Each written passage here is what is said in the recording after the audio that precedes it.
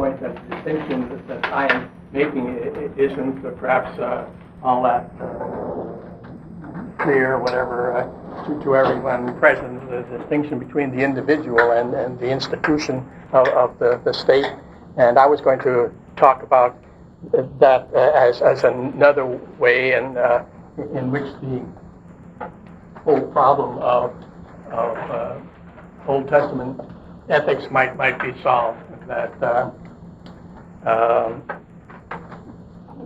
the fact that Israel goes in and exacts vengeance here on this people, they say, well, you can account for that and make it compatible with all the rest of the Bible simply by distinguishing between the individual and the institution.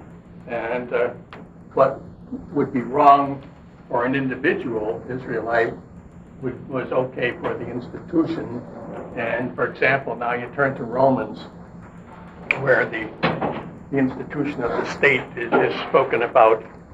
And toward the end of chapter 12, it's such a strong contrast between the end of chapter 12 and the beginning of chapter 13. The end of chapter 12, we have the strong condemnation of individual Christians having the spirit of vengeance and taking vengeance. Chapter 12, verse 19 should be it. Do not take revenge, Romans 12:19. Do not take revenge, my friends, but leave room for God's wrath, for it is written, it is mine to avenge, I will repay. So revenge, that's bad stuff for us human beings. And you read on in chapter 13, where he's no longer talking then about the individual, but about the institution, this corporate institution of the state. And there he assigns precisely to the state this function of avenging. Rulers hold no terror for those who do right, but for those who do wrong. Do you not want to be free from fear of the one in authority? Then do what is right, and he will commend you, for he is God's servant to you for good. But if you do wrong, be afraid, for he does not fear the sword for nothing.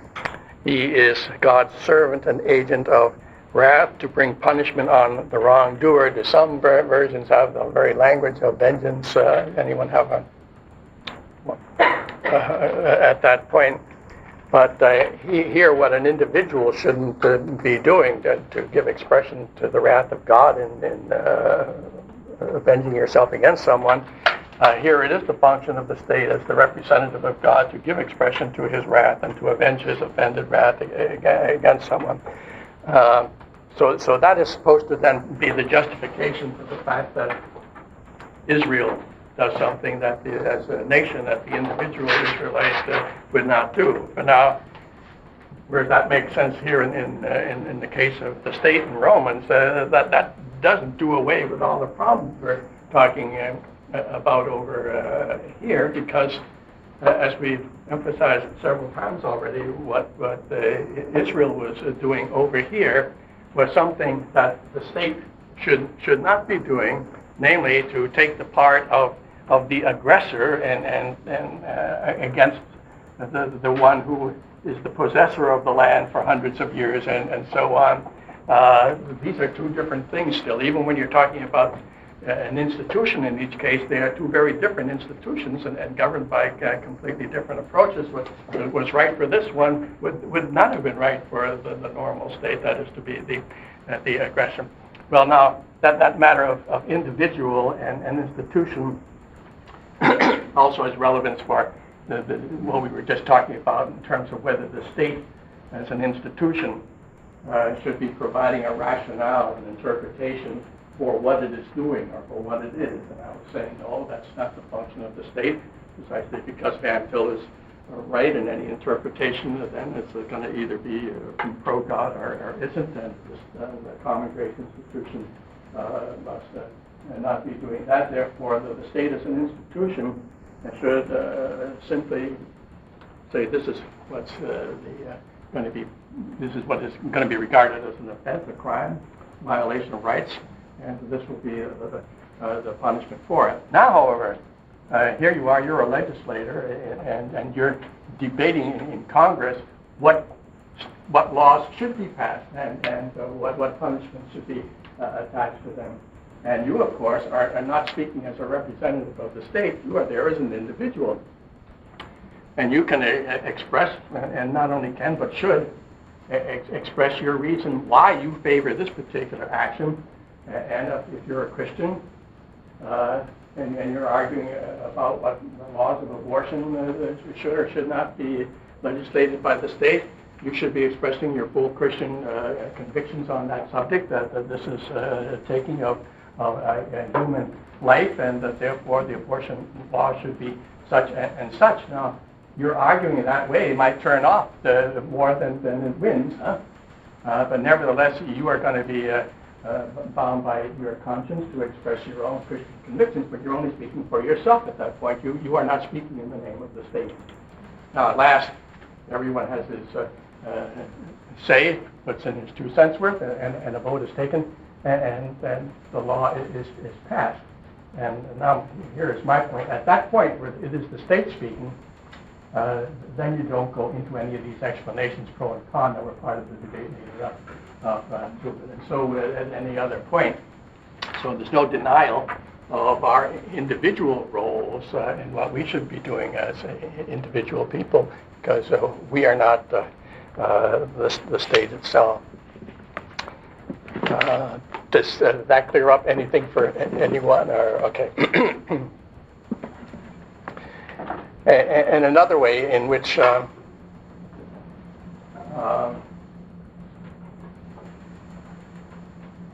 maybe I'll hold this maybe till after we've discussed further the other functions of the state and the church, and be making the point that whatever I may say about this not being the function of the church does not mean that it's not the function of a Christian as an individual living in this particular area. You as individual beings function in both of these. And there are some things that I would say is not a function of the church that nevertheless you do as a member of this society. There are things that you do not do here as a member of the state that you do in the church. Let me just see now if there's anything else I wanted to bring in connection with the functioning of the state. The last point we were making, of course, is that it should be refraining from cultic activities and theological expressions, or covenant, confessional statements of any kind, and the only way then that it could actually thus refrain from these is to avoid getting in the interpretive process at any particular point. Now, the next thing I was going to do after this discussion of intrusion ethics and the functions of the state was just to trace the development of the state in Genesis 4 through 6.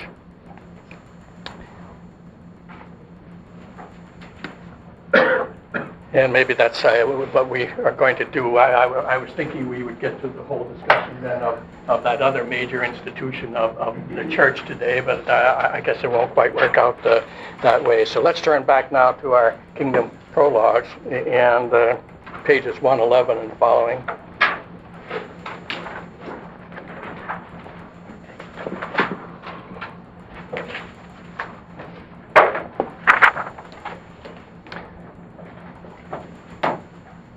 Here we return to the narrative of the book of Genesis.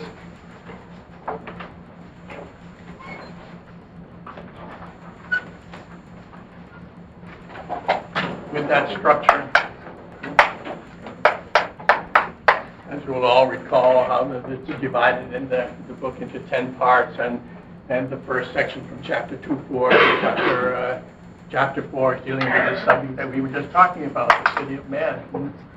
The state, which was the charter for which was given there, we saw Genesis 4:15, God's words to Cain, and that's the theme then of these particular chapters 2 through 4. And then the second section of the book will be dealing with the covenant community, and then that leads up to the third section which is the God's judgment on the world that then was. So the first 3 sections of the book deal with the history of the pre-diluvian world, which Peter calls the world that then was, distinguishing it from the world that now is, which is headed for the final judgment. And now, in the structure of the narrative, just before you come to the end of the discussion of the city of man, in the closing verses of verse 4, 25 and 26, you have a little transition which is already moving you over to the line of Seth here. This was the line of Cain. And at the end there, it's telling you what was going on now in the line of Seth. And then likewise, just before you come to the end of this second portion of the book dealing with the godly line, just before you come to the end, namely in chapter 6, verse 1 and following, again, you have a transitional thing which picks up the story where it broke off back in chapter 4. Chapter 4, you have a history of the city of man and the dynasty of Cain, up until the figure of Lamech, who has the 2 wives, and he sings his song to them, and so on. So what we're going to be doing now, as we trace the malformation of the city, we just tried to describe what the city was by God's appointment and what it should be and what its proper functions are and aren't. And now what we want to do is to see how this good and legitimate gift of God's common grace was perverted and abused so that it was turned into an assault on the very throne of God. And to do that, therefore, we just survey quickly what you have in chapter 4 about the dynasty of Cain, and then what you have in chapter 6, verses 1 and following, which describe the climax of this evil direction of things. All right. So page 112.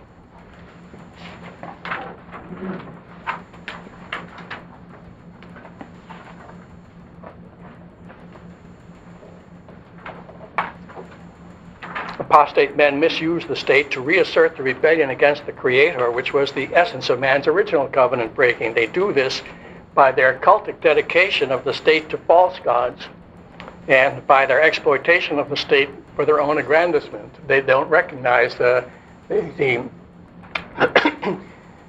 fact that the state is not to be involved in cultic affairs, but only cultural. They get very much involved in cultic, and unhappily, the wrong cult, the cult of false gods, including at last man himself as the false god of the community. The idolatry involved is in both is a worship of man twice in the Genesis narrative we see this pattern of apostasy developing towards a blatant self-deification of the city king and a violently tyrannical reign of might. It happened first in the history of the old world. That's the one we're dealing with now, the old world, at the climax of Genesis 6. Then it happens again in the history of the post-diluvian world, as we'll see. So the dynasty of Cain, ominous for the future of the city of man, especially so for the people of God and their relationship to that city, is the story of its founding. And here then I pick up what we already dealt with about the charter of the city, Genesis 4:15, having been given to Cain, and then 2 verses later the text tells us how Cain proceeded to build a city, and he named it after his son Enoch.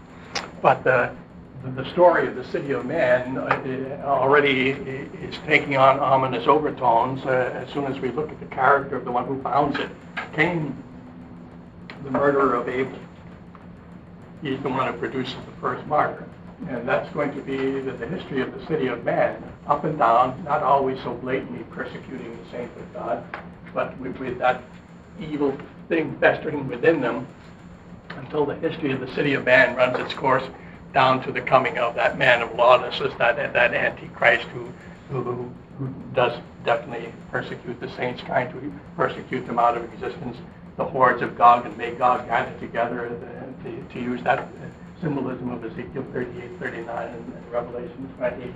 The city of man is going to turn into something which is definitely trying to crush out of existence the people of God. By the time we come to the end of this pre-diluvian history, they've almost done it. We read about only 8 souls being left out of this whole history of mankind. Only 8 souls left representing the covenant community. The city of man has been busy doing things that the Lord never intended for it as a common grace institution. It's turning itself into an intolerant cult, the cult of man.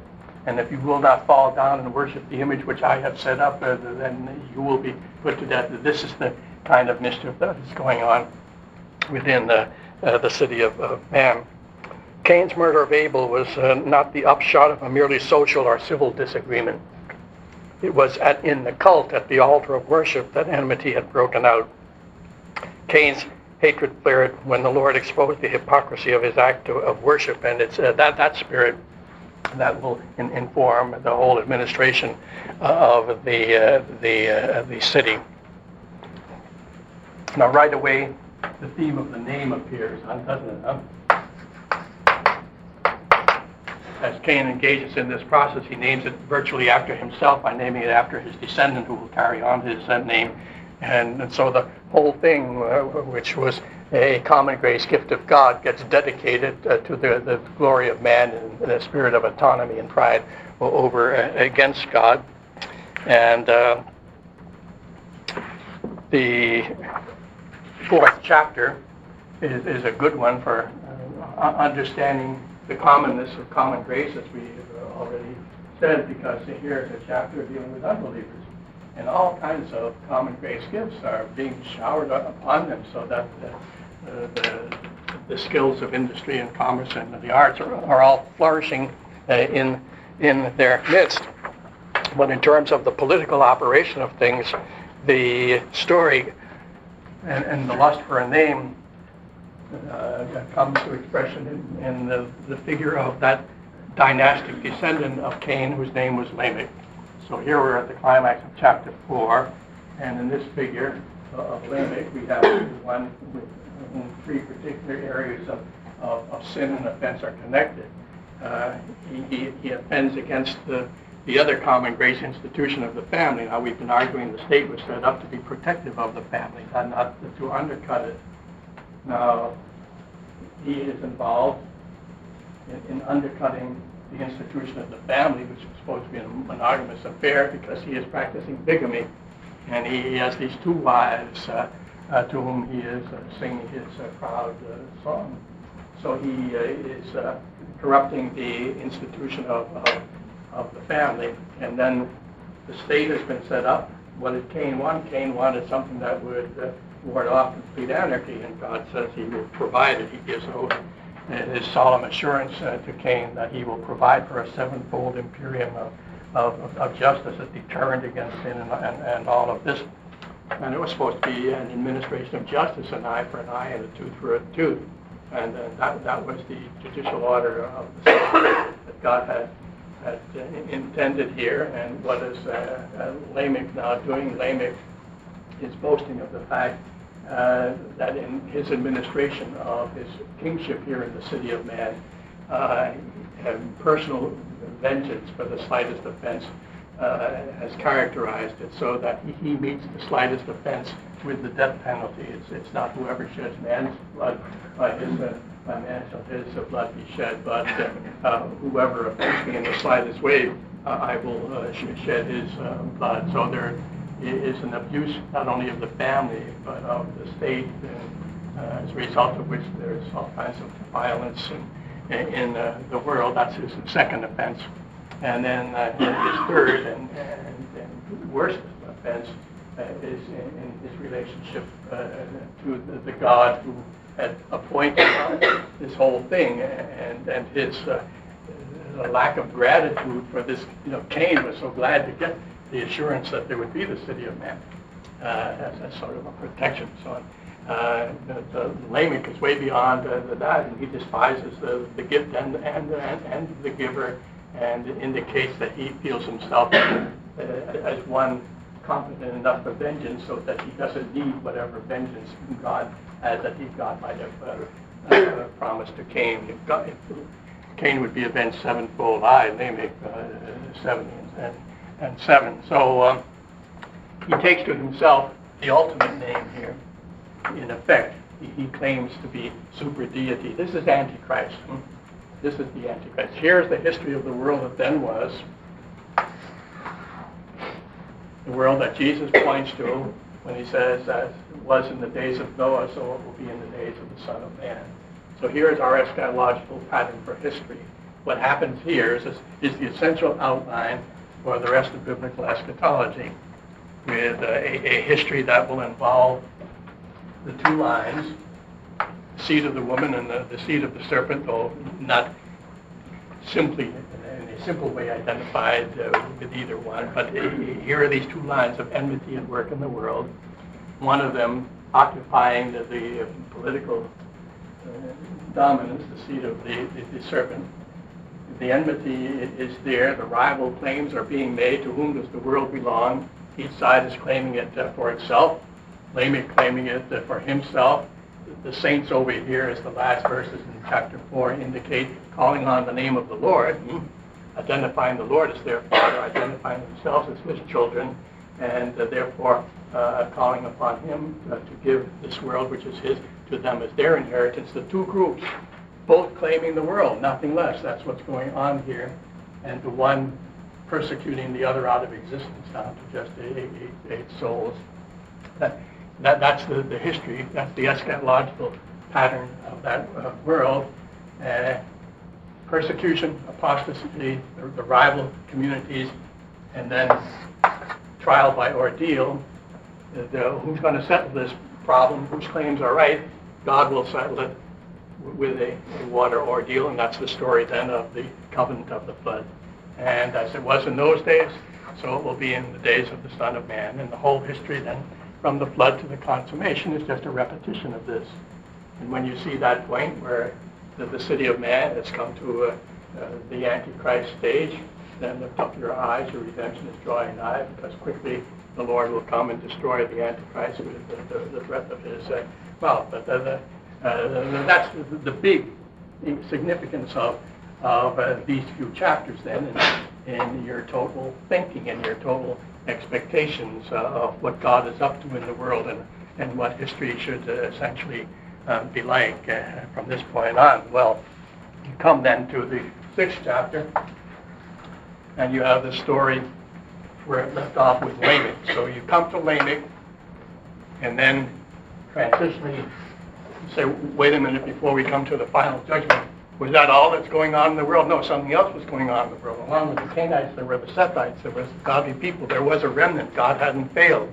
In the midst of this abuse of the city of man, that there is a community of faith that sets up its altar and is a priestly congregation in the midst of the world, giving a testimony to the Creator and so on. There is this that is going on, and so that is traced in chapter 5, and then when that is done, and when once again the narrative has brought us up to the flood story, then you pick it up in the line of Cain, and with some broad strokes now, you have the political situation of the world in its Antichrist dimensions sketched once again, this time in terms of those who are called the B'nai Elohim, the sons of God, or the sons of the gods, and which then we will end up interpreting one way or the other. But what the point to observe is that the same three offenses that we just detailed off as characteristic of Cain, the abuse of the family, the abuse of the state, and the divine kingship ideology that I am super God, I take the name of, those same three offenses now are precisely the ones that are found in this particular interesting, difficult, much debated narrative, the first 4 verses of Genesis 6. In our survey, one of the first hours we met together of the whole book of Genesis, sort of an overview. As I recall, we did already comment a little bit on these verses. I don't know if you remember or not, but let's look at them again here. In Genesis 6, 1 through 4, it speaks about how when the population really began to grow, and it's no longer just a one little family here or there, but when the earth is well populated now, and daughters were born unto men, and there are lots around, then Then the sons of God, B'nai Elohim, saw the daughters of men that were beautiful, and they married any of them they chose. That's the translation here. Right away, let me say that the picture is that they took as many as they chose. It opens with a theme that there was a big population, and the daughters were being warned. There were many women then to be taken, and these Lamech-like kings of the earth, because that's who they are, these sons of the gods, are these kings of the earth who, like Lamech, were calling themselves deity. That's why they're called the sons of the gods. And so what do such kings do in the ancient world? That's even reflected in the biblical text when God is telling Israel that they will have a king, Deuteronomy 17 one day, but when they do, he shouldn't be like the kings of the other nations. What were they doing? They were building up great harems for themselves. An ultimate abuse of the family. Lamech had 2 wives. He practiced bigamy. Here is bigamy multiplied. Here is the ancient harem institution of the royal courts. And so when the situation came that in the mass population there were many women, then the tyrants who were abusing all of their powers and oppressing the population and dehumanizing it could take all of these women, as many as they chose, and add them to their harems. That is the picture that we get here. This ultimate abuse of the marriage institution, and as we would read in the context, presently the Lord's verdict on the whole thing, we see how he looks and the whole earth is filled with violence. Well, the whole development of the harem shows that there was a tyrannical abuse of the power of the king, but in a broad way there was violence and oppression, and the Lord sees it and he can't endure it any more. And so there is abuse of the family, there's abuse of the powers of the state. And so then we get the verdict in verse 3. The Lord said, "My spirit will not contend with man forever. For in spite of his pretensions to immortality and to deity," that's the point, in spite of these pretensions to deity and immortality, he's still immortal. These earthly kings, these ones who call themselves the sons of the gods, they're not deity, they're human, they're mortal, and it will all be plainly enough demonstrated. They're all going to die. I'm going to destroy them all. And when they see and face death, then they'll see how hollow were their pretensions to immortality. They have 120 years to go. And then comes D-Day, then comes Deluge Day, then comes the flood. And all of those in whose nostrils is the breath of life, including these kings, that breath of life will be snuffed out by the waters of my divine water ordeal. So that's the verdict in verse 3. And then filling out the picture that what we are dealing with here is really a royal court, is the description of the princes who were the tyrannical kings take themselves many wives, and by them they have many princes who can serve as the deputies, the governors of the great king that he sends around, the leaders of his army and so on. And so these royal courts were filled with these powerful figures, these royal descendants of the king, who are spoken of as the Nephilim and the Gibborim. So that it says then that in those days when this was going on, when these sons of the gods were going in onto and having marriage relationship with all of these wives, when that was happening, what were the children like that were being born? They were the Nephilim. The Nephilim were on the earth in those days. When even, I would translate this, it says, even when the sons of God went into the daughters of men and had children by them. They were also known as the Gibborim, the Hebrew word is, which translated here, the heroes of old, the men of, it says renown, but the text says they were the men of the Hebrew Hashem, the name. So that name theme, that has been there from the beginning of this motif, this theme, that Cain names the city. He gives him his own name, the name that becomes a divine name that they give to themselves. that is also the note that closes the whole story. These were the men of the great name that they had taken to themselves. Now then, the Nephilim and the Gibborim, no doubt about what Gibborim are, that they are the mighty military type warriors, that they were the powerful military arm of the sons of the god royal tyrants. And the other term, Nephilim, is more problematic, but elsewhere has associations with the thought of physical strength and power. Certainly the two of them together, Nephilim and Gibborim, are very apt descriptions then for what we are saying we're dealing with the royal court. So this is my interpretation then of that particular passage. Picking up, elaborating on precisely what had been said about Lamech, who certainly is a royal figure, a dynast in the line of Cain. This is not the traditional interpretation of the passage, either among critics of the Bible or in the church. Critics of the Bible are wont to look at this and say that this is a bit of mythology, the sons of the gods taking human women. That's what we're talking about here. And now we are not about to buy that, nor are other conservatives, but some conservatives have suggested a version of this where the sons of the gods then are not gods in a mythological sense, but they are angels. They are angels in a biblical sense.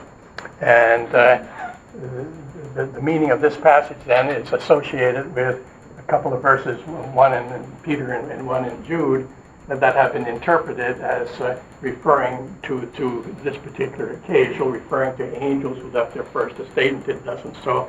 And it's possible that there is such reference here, and I'll come back and try to show how I would work that into my own view. But those who are holding it, that this refers to angels, and yet cognizant of the fact that Jesus says that angels, by their nature, are not capable of sexual functions and reproduction and so on.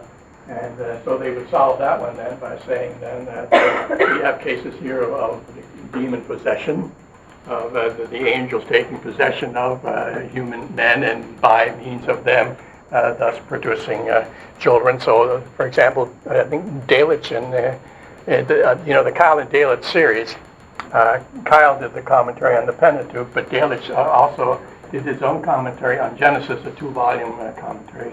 And I think memory serves that he advocates this particular view.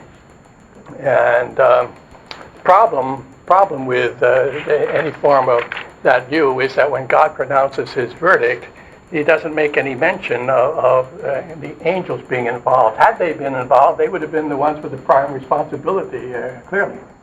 And should have surfaced in God's word of judgment, but it is directed exclusively to human beings who are mortal beings and who are going to be drowning in the flood. And critics who hold this view then recognize that is a problem, and their solution is just to remove that third verse from the text completely, or at least to put it somewhere else in Genesis where it doesn't bother them here. Well, the view you're more familiar with, I suppose, is the one that's dominant in the church and takes the form of understanding in a spiritual sense the sons of the gods and equating them with the line of Seth. So as the world was developing, we had these two lines, the ungodly and the godly, identifiable with Cain and the other with Seth. As this was happening, the Lord's provision in marriage that believers should marry in the Lord, which was a valid thing then as now, was being ignored, and the people of the covenant were involved in religiously mixed marriages with the daughters of men as they were understood being Canaanite women. And the effect of this then was that the community that should have been the salt of the earth and should have stalled off any judgment on the world were involved in a guilty way in the breakdown of the fabric of society, so that they were not staying the oncoming of Antichrist and of judgment, and so God proceeds to judge them for these religiously mixed marriages. A couple of problems with that view. One is that the opening verse has said that when men in general were multiplying and daughters were born to them. This is not the line of Cain. This is men in general. So the opening verse is a statement just about mankind, humanity, multiplying, and therefore the daughters that are spoken of are not just daughters in the line of Cain. These are women in general.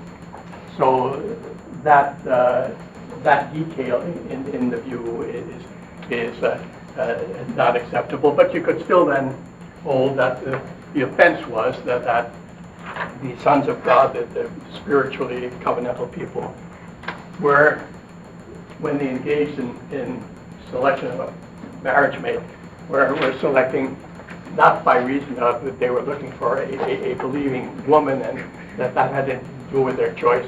Physical attraction was all that was controlling their choice at this particular point, and so this view might still be maintained. What's wrong with it is especially the fourth verse. Because in the case of religiously mixed marriages, there's no particular reason why they would be consistently productive of some particular kind of physical stock or so on, such as is mentioned here. Why would religiously mixed marriages result then in these Nephilim Gibborim, these evidently outstandingly huge and powerful and mighty and ferocious figures that I was identifying with the princes in the royal court? There's no particular reason why that should be so. And so much was that a problem. For example, for John Murray, I think I was referring yesterday to his book, The Principles of Conduct, or something else. In that book of Murray's, The Principles of Conduct, in the appendix, he deals with the various views of this passage in Genesis 6. And he comes to this problem of verse 4 that I just mentioned. And the best he can do, and it's not acceptable, is to say that the text really isn't speaking of the Nephilim and Gibborim as being the children of these of these relationships between the sons of God and the daughters of men. All the text he suggests is saying is that when these marriages were taking place, over here something else was saying, namely that there were Nephilim and Gibborim, and that's not what the text said. The text said, when the sons of God went in unto the daughters of men, and then these children were born. There's just no doubt about it. And so that constitutes a problem for the traditional view. And it's important as may be, this principle of marrying in the Lord, it doesn't seem quite to be weighted with the eschatological significance that we need, that this is the climactic sin of history that brings on the final judgment. That is not what brings on the final judgment in the days of the Son of Man, which the Lord compares to these days of Noah. What brings on the final judgment in the days of the Son of Man is Antichrist, the one who exalts himself above all that is called God or that is worship, that ultimate expression of the tyrannical city of man. That's what brings on the final judgment that Peter refers to as the equivalent of this one back here. So that's the essential exegetical line of thought that I use to defend this interpretation, which forms just a perfect climax to the history of that world and explains why now God must meet Antichrist with his final judgment. I totally follow your line of reasoning, and the only question that came into my mind was, what in particular would there be any super offspring between kings and women? They don't seem any different between believers and unbelievers. No, but what we're dealing about in terms of kings who, in the first place, would be chosen in terms of their physical stature If you just think of the story in the Bible of why the Israelites think Saul is an appropriate one to be a king, it's like he's head and shoulders over everyone else. This is what a king should be. So you're starting with that kind of genes in your start, and that's. So they're creating a super race of sorts. Yeah, in their own likeness, and you're starting with that there. Whereas in religious mixed marriages, there's no reason to think you're starting with that. Yes.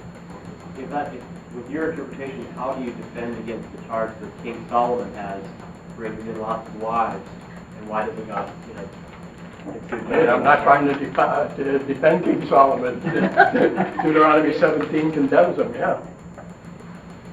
I mean, it's an abuse. In spite of Deuteronomy 17 being the law of the king, Israel didn't follow it. It wasn't just King Solomon, and David too. And yes. I was just wondering if there are any other commentators who take the same position. Yeah, since I wrote that thing 25, 30, 50 years ago, whatever, 1962. Back when the Nephilim were still alive. Yeah, how about that? I actually, this is one of my views that has caught on in a few places. Yeah. And, did you know that particular comment? Through the years I've noted them. I don't make lists of such things. I'm too busy trying to get some new exegetical ideas for someone if I No, but there have been, and okay. I'll have to hunt for myself. Yes, you're going to have to hunt for yourself.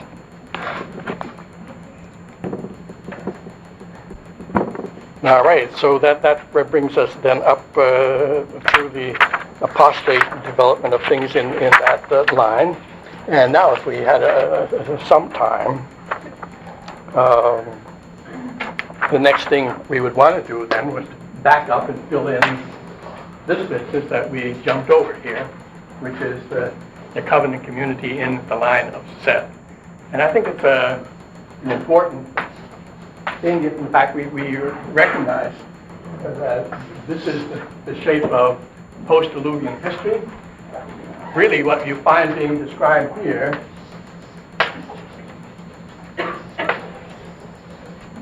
is something that should shed a lot of light on how you perceive what the church is today and what its functions are, living its pilgrim life in the midst of this world. So the history, as we've seen, then, is one in which the state, that's an absolute power, is going its own way.